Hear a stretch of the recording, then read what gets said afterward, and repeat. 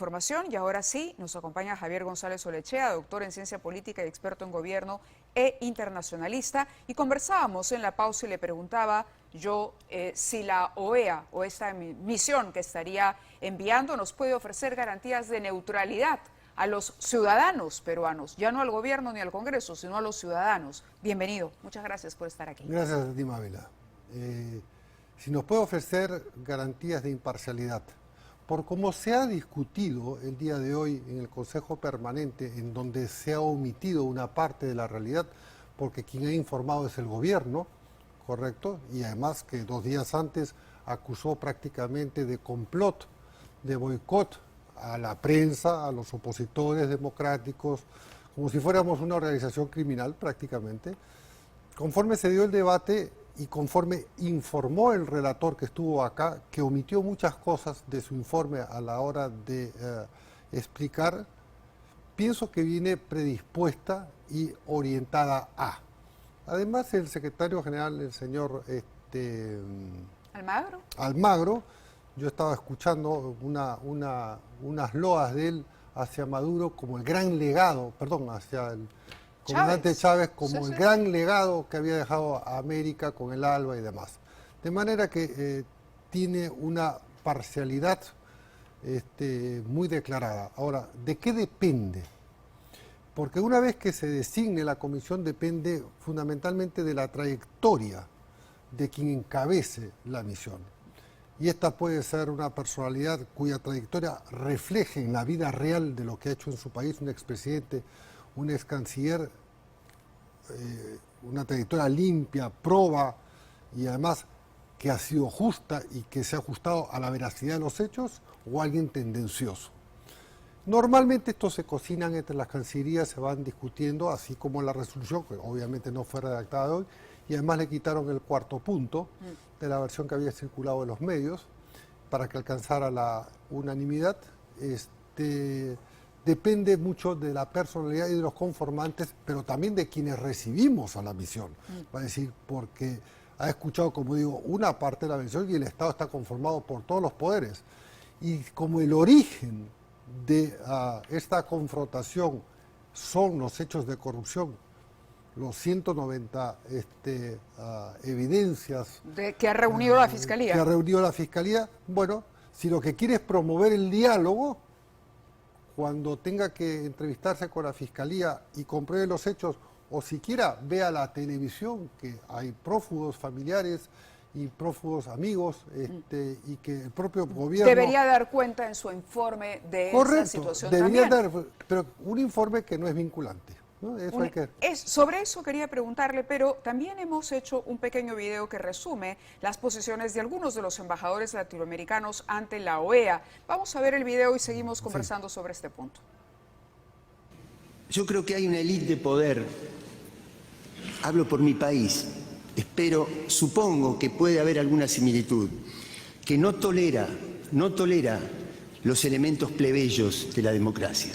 Que lo más profundo del pueblo, que lo más plebeyo, que una persona de porte físico, de una estatura menor, de tez que no es tan blanca como la de otros de piel blanca, lleguen a la conducción del Estado, eso no se tolera por el poder económico. Por eso, y termino, con mucho énfasis, creemos que no hay ningún fiscal, que no hay ningún sector, ninguna facción parlamentaria que pueda ser más legítima y más importante en términos democráticos que la voluntad del pueblo, en este caso expresada por la voluntad del pueblo peruano.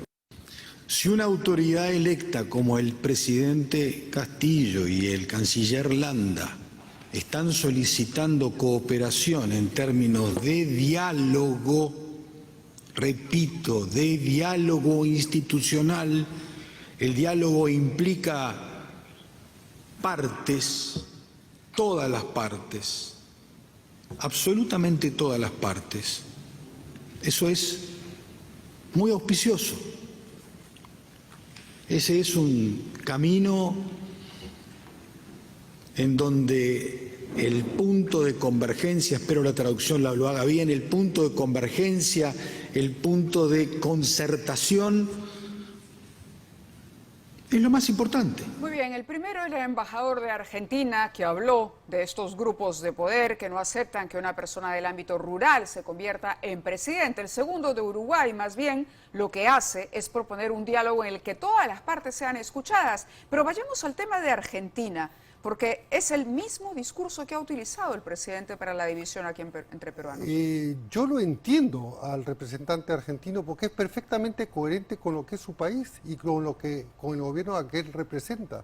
Un peronismo, pero vamos, Cristina Kirchner no es precisamente una representante, ¿no?, del sector rural. Representa el viejo cáncer argentino de que, bueno, así como Alberdi en 1860 dijo gobernar es poblar, para los kirchneristas, para los peronistas, gobernar es robar, porque prácticamente la señora Kirchner es totalmente impune.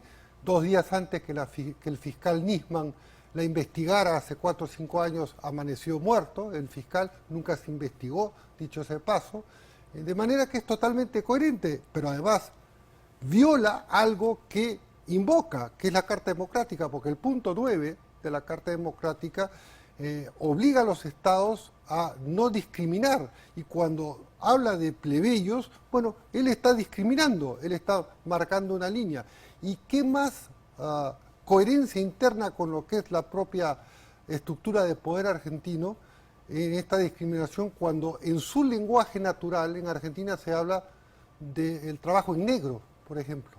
No es trabajo informal. Para ellos el trabajo informal se mide como trabajo en negro. O sea, lo blanco es bueno y lo negro, el trabajo en negro, es malo. Es malo. ¿Qué sucedería, pregunto, si de pronto el Congreso vacara al presidente? Estamos en un momento de recolección de firmas. ¿Eso colocaría al país en una situación de aislamiento internacional, por ejemplo? ¿Sería peligroso hacerlo? Es decir, la OEA podría decir, este país ha violado, ha incurrido, como ha dicho el presidente de la República, en un golpe de Estado. A ver, si los procedimientos se ajustan a la Constitución, vale decir, sea por la vía de la suspensión o la vacancia, respetando incluso la misma Carta Democrática de la OEA, donde se reconoce el derecho interno y la no injerencia de los estados respecto a la política interna de los demás, la OEA no podría, si se respetan los procedimientos, no podría pronunciarse de manera, digamos, ¿condenatoria? Condenatoria, no podría. Ahora, lo cual no quiere decir que no lo haría, porque la OEA ha perdido cierta credibilidad con el propio secretario general, que además hace pocos años callaba en todos los idiomas con las violaciones en Nicaragua. La propia elección del presidente de Nicaragua con su esposa como vicepresidente es una cosa absolutamente inaceptable. Han tenido que meter preso a los obispos, correcto, en Nicaragua, para que abra siquiera la boca. Ahora, lo otro que también, a propósito de ese análisis que hacemos de esta OEA, es recibe, procede, atiende un pedido que está dentro de las facultades del Congreso y de la Cancillería, pero se trata y dice, el pueblo ha elegido a este presidente. Correcto, el pueblo eligió al presidente, pero el pueblo lo eligió cuando no sabía que la Fiscalía iba a encontrar, a ver, todos esos elementos de convicción que maneja ahora para acusarlo de corrupción. Bueno, incluso si el pueblo hubiese sabido y lo hubiera elegido, legítimamente hubiéramos tenido que aceptar un gobierno como el que hemos aceptado, producto de las urnas, claro, de las urnas del señor Salas, pero dicho sea de paso, que ha sido confirmado y hay que respetar las reglas de juego. Pero hay que diferenciar la legitimidad de origen con la legitimidad de ejercicio en el poder. ¿Y qué sucede? Que en la legitimidad de ejercicio, es decir, en la práctica, en estos 15 meses, porque lo que estamos discutiendo en el fondo es que el gobierno se siente acorralado, por así decirlo, por todas estas evidencias de corrupción, porque esa es la matriz del problema. Entonces, deslegitima el ejercicio y invoca de una manera, vamos a decir, contradictoria, por no usar la palabra cínica, la propia Carta de la OEA cuando viola el artículo 4, que habla de probidad y de transparencia, de rendición de cuentas, cosa que ha sido recordado por el secretario de Estado americano en un tuit al gobierno peruano, donde dice, bueno, dice en términos generales la rendición de cuentas, pero Sí. está yendo al punto 4, la transparencia y la responsabilidad de los gobiernos y la rendición de cuentas conforme la Carta Es Democrática. parte de, Es ajá. parte de, pero además se ha violado, el gobierno viola una carta que invoca en el artículo 4, en el artículo 5, en el artículo 7, en el artículo 9, vale decir, es un poco, no quiero decir cínico, pero contradictorio, ¿no? Pero bienvenida La misión. la misión, porque habrá que hacerle ver las cosas que no han podido ver. Basta con que abran la televisión, prendan y vean los noticieros donde hay gente prófuga, donde, bueno, se robaron las cámaras, donde el presidente protege, donde el presidente coarta la libertad de expresión, violando la Carta Democrática, porque dice a los extranjeros les doy conferencia de prensa, a los nacionales no acceden Y a los una encierran en un ambiente en Palacio de y los Gobierno. encierran. Entonces, ¿hasta dónde puede llegar? Porque acuerdo. la pregunta, digamos, de fondo que yo me hago, ¿hasta dónde puede llegar? Bueno, si lo que quiere es promover el diálogo, ¿correcto? Lo cual es una intención bienvenida, ¿con quién va a promover el diálogo? Si el acusado no puede dialogar con quien lo acusa, porque la Fiscalía no puede dialogar para negociar un acuerdo de estabilidad política, porque eso sería, digamos, casi Claudicar a su control, sí. una infracción a su propio mandato. Entonces, no es que se trata de una discusión entre el partido de gobierno y los partidos de la oposición o de las oposiciones y los que somos opositores democráticos al gobierno. Yo soy un opositor, pero también hago propuestas, sino, en este caso, dentro del Estado mismo, porque dentro del Estado está el Poder Judicial, que obviamente dispuso el levantamiento de los secretos bancarios y demás para que la Fiscalía prosiguiera y autorizó las detenciones, ¿correcto? De manera que, ¿cómo podría dialogar dentro del Estado un poder que es acusado desde el gobierno, un poder que ejerce omnímodamente hasta ahora, impunemente, todo lo que puede hasta que la situación y la realidad lo desborde, ¿no? De acuerdo. Que es lo que que está comenzando a suceder, porque cada Muy vez bien. que sale un exponente del gobierno a la calle, pues lo repudia, ¿no? Muy bien, Javier, te agradezco mucho. El Yo tiempo lo último que lamentablemente quisiera nos- decir nos es ganó.